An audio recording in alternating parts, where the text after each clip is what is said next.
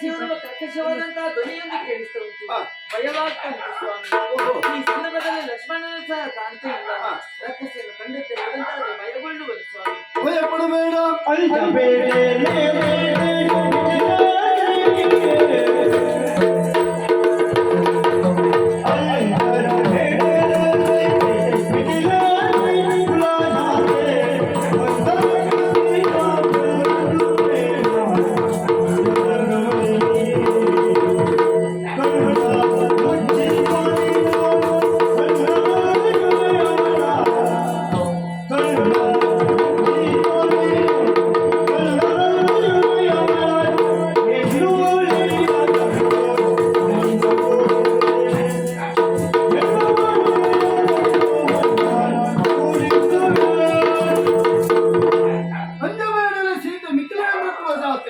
ಛಾತ್ರವಂಶದಲ್ಲಿ ಹುಟ್ಟಿದಂತಹ ನೀನು ಕೂಗುತ್ತಲಾರ್ಪಡಿಸುತ್ತಿರುವ ಬರುತ್ತಿರುವಂತಹ ಸುರೆಯ ಕೂಗನ್ನು ಕೇಳಿ ಭಯಭೀತರಾಗಿದ್ದೀಯ.